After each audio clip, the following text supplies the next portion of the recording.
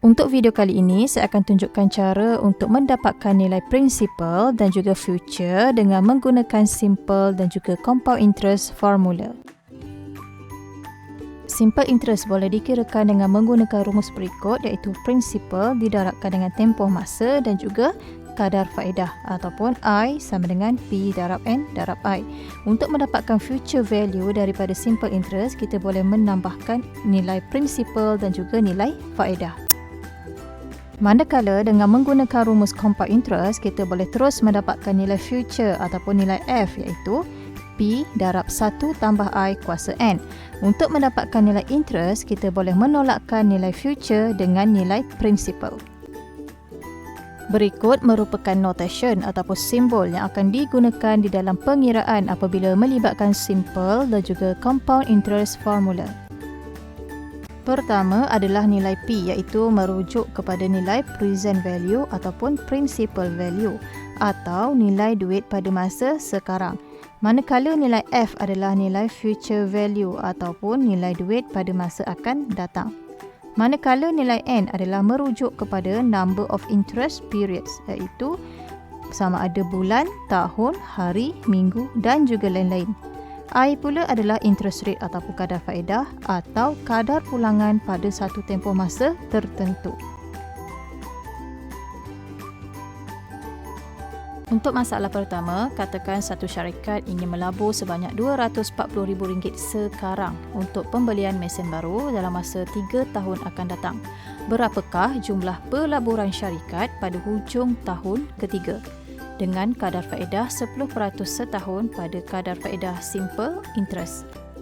Di dalam soalan telah diberi nilai principal iaitu RM240,000, I adalah 10% setahun bersamaan dengan 0.1, N adalah 3 tahun dan kita perlu mencari nilai F. Untuk mencari nilai F, kita perlu menambahkan nilai principal dan juga interest. Tetapi sebelum itu, kita perlu mendapatkan nilai interest terlebih dahulu dengan mendarabkan nilai principal dengan duration serta interest rate. Masukkan nilai di dalam rumus, seterusnya kita akan mendapatkan jumlah interest sebanyak RM72,000. Setelah selesai, masukkan nilai I di dalam rumus F sama dengan P tambah I dan tambahkan nilai principal dan juga interest. Akhir sekali, kita akan mendapat nilai F iaitu RM312,000. Untuk masalah kedua, katakan Sofwan meminjam RM1,000 daripada satu syarikat kredit dengan kadar faedah compound 5% setahun. Kirakan berapakah jumlah pinjaman selepas 3 tahun. Di dalam soalan telah diberi nilai P RM1,000, I 5% setahun ataupun 0.05, N 3 tahun dan kita perlu mencari nilai F. Untuk mencari nilai F, kita perlulah menggunakan rumus P darab 1 tambah I kuasa N. Masukkan nilai di dalam rumus iaitu nilai P RM1,000 didarabkan dengan 1 tambah 0.05 untuk interest rate dan dikuasakan 3 untuk duration. Setelah selesai, kita akan mendapat nilai F iaitu nilai future value adalah sebanyak RM1,157,63. Untuk masalah ketiga, katakan seorang pelabur ingin membeli sebuah tanah sebanyak RM400,000 dalam masa 7 tahun.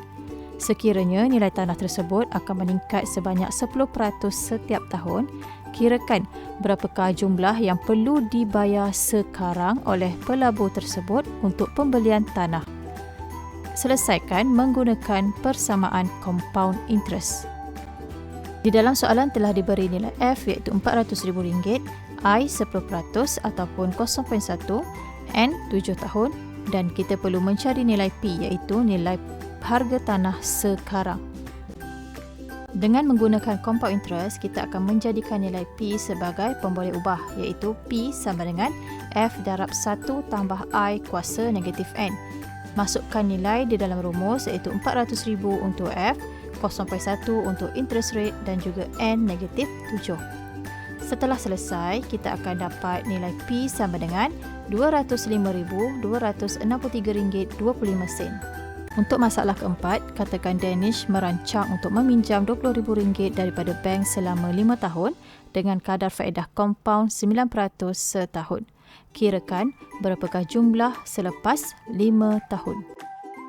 Di dalam soalan telah diberi nilai P iaitu RM20,000, I 9% ataupun 0.09 dan N 5 tahun. Soalan minta untuk kita kira nilai total amount due after 5 years ataupun nilai pinjaman selepas 5 tahun.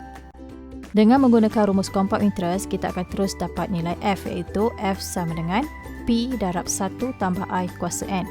Gantikan nilai-nilai di dalam rumus. Seterusnya kita akan dapat nilai F sama dengan RM30,772.48.